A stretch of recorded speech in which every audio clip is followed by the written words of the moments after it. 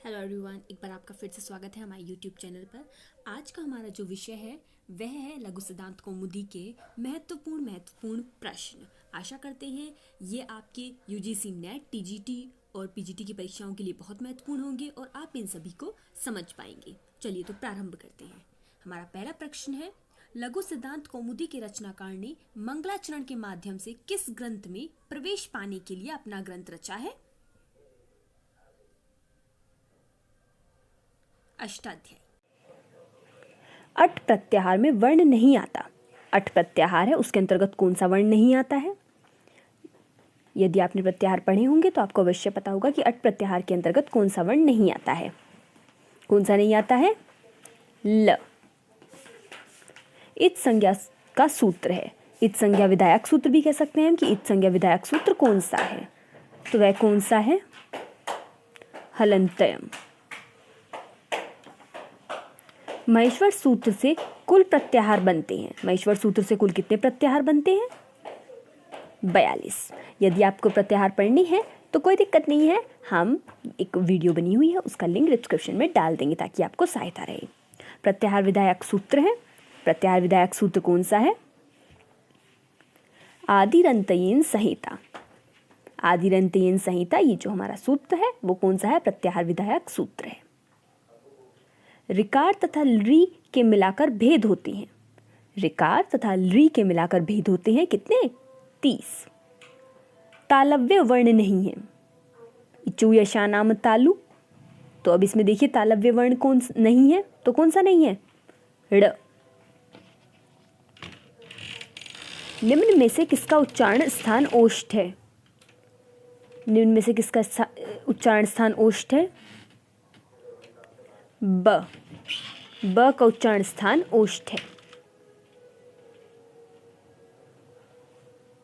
Eco यणची सूत्र द्वारा अच संधि का उदाहरण नहीं है।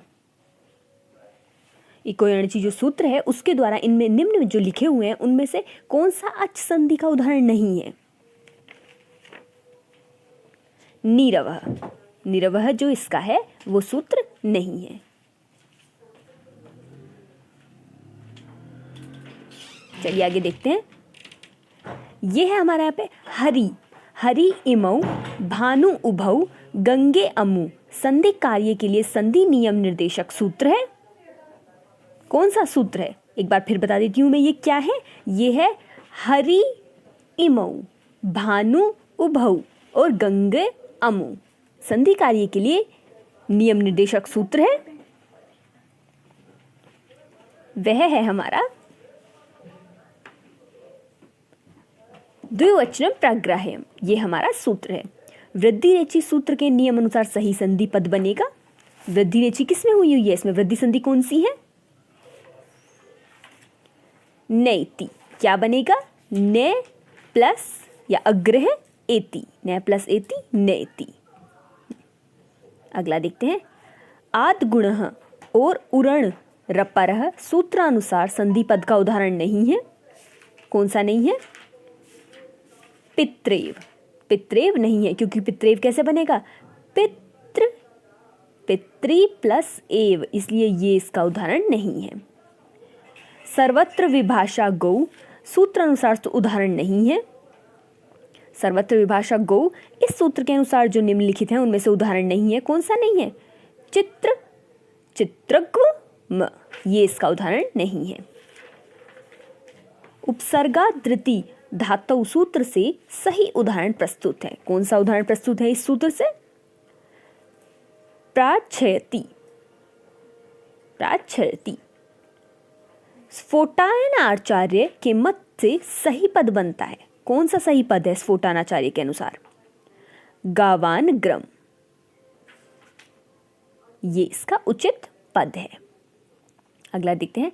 अच से परे यर प्रत्याहार अंतर्गत वर्ण का विलाप विकल्प से द्वित्व हो जाता है। यह भाव किससे है या किसका है? ये जो हमारा भाव है कौन सा? अच से परे यर प्रत्याहार अंतर्गत वर्ण का विकल्प से द्वित्व हो जाता है। ये भाव किससे है? कौन से सूत्र में ऐसा होता है? अनिची चय। अनिची चय में ऐसा होता है। अनिची चय हमारा एक सूत्र है, उसके अंतर्गत ये होता है। गव्युति की सिद्धि के लिए मुख्य सूत्र का प्रयोग होता है। कौन सा मुख्य सूत्र है जिसका प्रयोग होता है? अद्वपरिमाणे च, अद्वपरिमाणे च का प्रयोग होता है।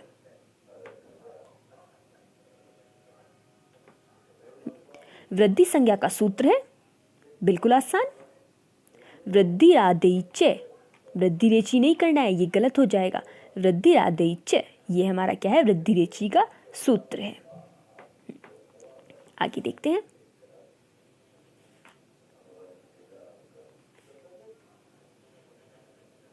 स्तोश्चुनाश्चु सूत्र का हल संधि उदाहरण नहीं है। कौन सा नहीं है इनमें से? उच्चैनम भी है, रामश्चिनोति भी है, सच्चित भी है, सर्वत्र नहीं है। तो उचित कौन सा है हमारा इसमें से? ये हमारा स्तोश्चुनाश्चु सूत्र का उदाहरण नहीं है। मेधाविन प्लस जयतु, मेधाविन अग्रह जयतु का संधि रूप निम्नलिखित है। कौन सा है इनमें से?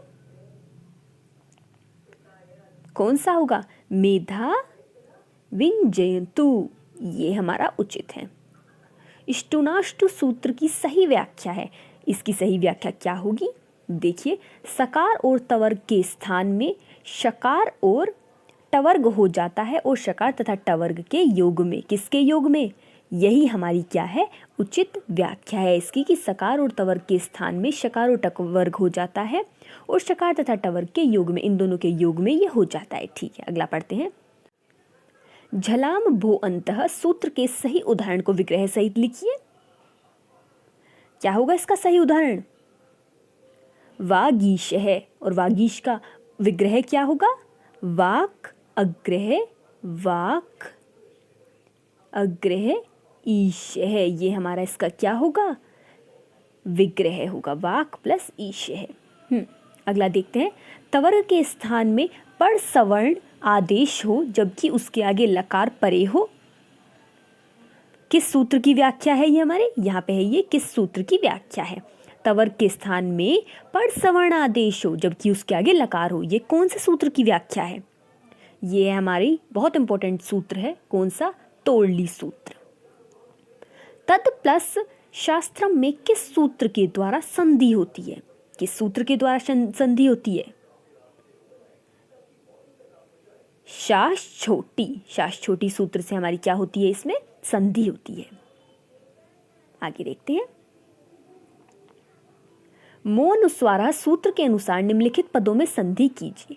हमें किन पदों में संधि करनी है? इन पदों में संधि करनी है और किसके अनुसार? मो अनुस्वार सूत्र के अनुसार। देखिए कैसे होगी हमारी। गुरुम प्रणमति, गुरुम प्रणमति का क्या होगा? गुरुम प्रणमति।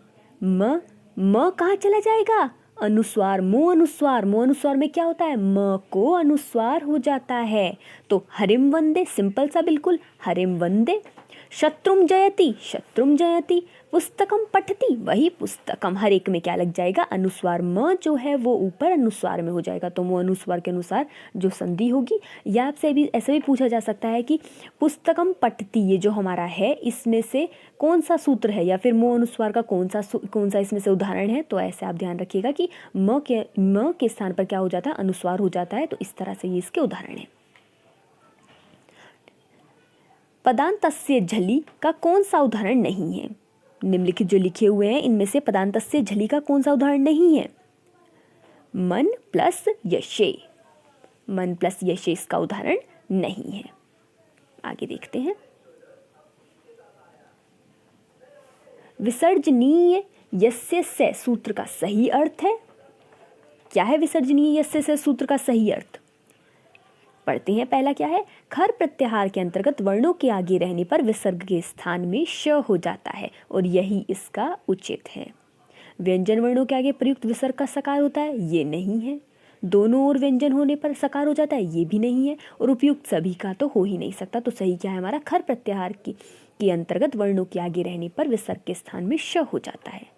अगला देखते हैं। हरिष्येते का विसर्ग इस प्रकार होगा। किस प्रकार होगा हरिष्येते का? कैसे होगा? हरि अग्रह शेते, हरि शेते, ये हमारा है उचित। शिवो आचार्य का विसर्ग ठीक है। कौन सा विसर्ग ठीक है इनमें से? शिवः प्लस आचार्य, गजो अयम का विसर्ग किस सूत्र से संभव है? किस सूत्र से संभव है? अतो रोर पलाद प्लूता दुलुप्ते।